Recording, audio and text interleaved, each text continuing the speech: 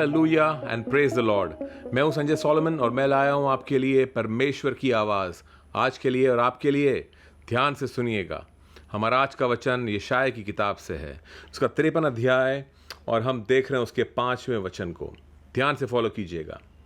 यहाँ पर लिखा है, परंतु वो हमारे ही अपराधों के कारण घायल किया गया, वो हमारे अधर्म के कामों के कारण कुचला गया, हमारी ही शांति के लिए उस पर ताड़ना पड़ी कि उसके कोड़े खाने से हम लोग चंगे हो जाएं। आमेन, प्रेज द लॉर्ड। कुछ कुछ बातें यहाँ पे जो लिखी हुई हैं, 2-3-4 बातें यहाँ पे लिखी हैं, जैसे कि हमारे अपराधों के कारण, हमारे अधर्म के कारण हमारी शांति, और फिर हमारी चंगाई।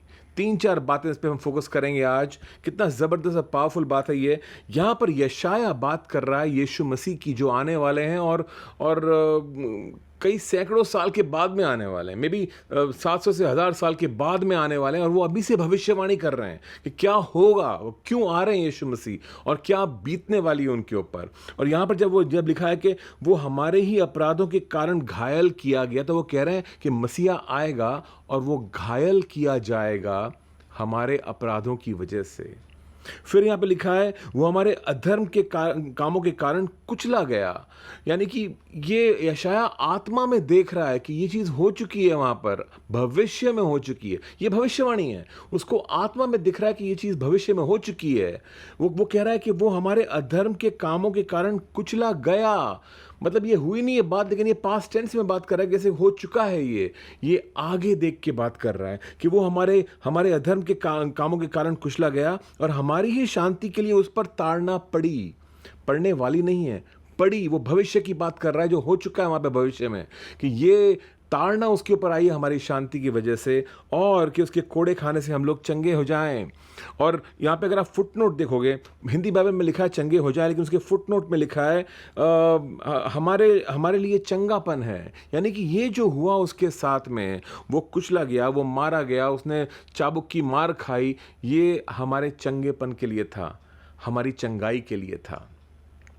Now watch this carefully. थोड़ा सा और इसको समझने की कोशिश करेंगे, थोड़ी गहराई में जाएंगे इसकी। And let's try to understand कि हमारे अपराधों के कारण घायल किया गया और हमारे अधर्म के कामों के कारण कुचला गया।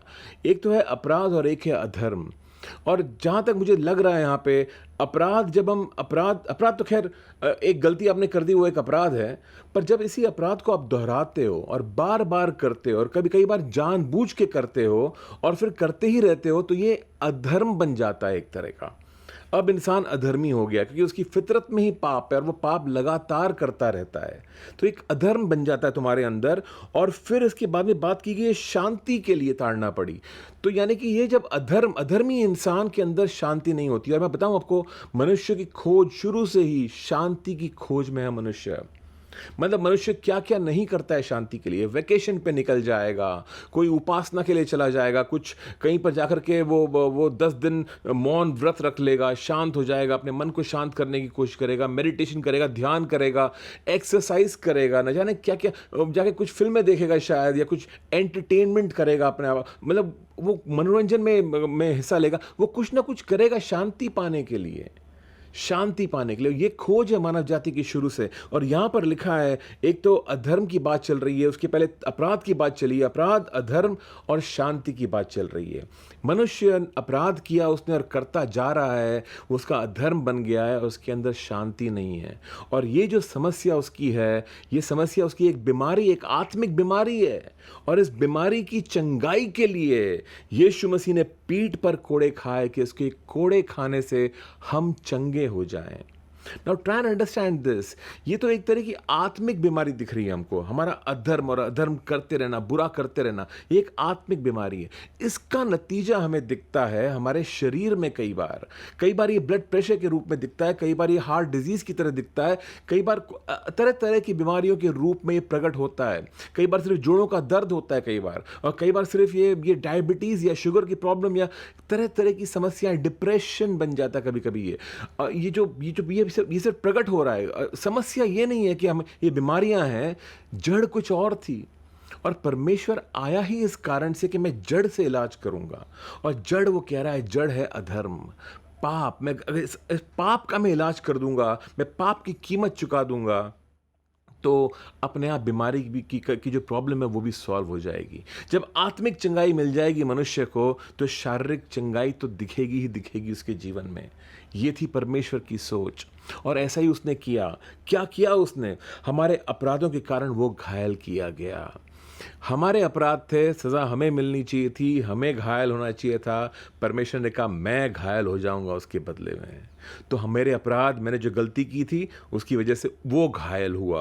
और फिर मेरे अधर्म के कारण, वो गलती जो मैं बार बार कर रहा था और करता जा रहा था, जो एक अधर्म बन गया था मेरे अंदर, और अब मैं उसे छुटकारा भी नहीं पा रहा था कि मैं इतने झूठ में इतना फंसा हुआ हूँ, मैं कर्ज में डूबा हुआ हूँ, मैं शराब में डूबा हुआ हूँ शायद, या मैं झगड़े में, गुस्सा मेरी आदत बन गई है शायद। ये तरह तरह की चीज़ें जो चल रही हैं मेरे अंदर, अधर्म की जो बातें हैं, लालच, फरेब, झूठ, मक्कारी, ये सब चीज़ें, अधर्म जो है एक तरह की बीमारी बन गई है मेरे अंदर, मुक्ति नहीं पा रहा हूँ इससे।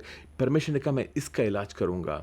इसके लिए उसने उसने को कुचला गया, इस चीज़ के लिए कुचला गया। मुझे कुचला जाना चाहिए था, आपको कुचला जाना चाहिए था, लेकिन वो कुचला गया हमारे बदले में। और फिर ताकि हमारी शांति के लिए उस पर ताड़ना पड़ी। सारी जो जो प्रॉब्लम थी, हम जो हमारे अधर्म की वजह से जो अशांत थे, हम जो समस्याएं हमारे से घिरे हुए थे, लगातार बेचैनी, ब्लड प्रेशर, शुगर जो चल रहा है हमारे जीवन में, ये बेचैनी की वजह से उसको ताड़ना पड़ी ताकि हमें शांति मिले, आत्मिक शांति आए, ताकि शरीर में भी शांति आए, कि उसके मार खाने से तुम चंगे हो जाओ। तो ये चाबुक के कोड़े पड़े उसकी पीठ पर, हमारी वजह से पड़े, हमारे अधर्म की वजह से पड़े, और जैसे उसने वो कोड़े पड़े उसके ऊपर, हमारे पापों की कीमत चुकता हो गई वहां पे।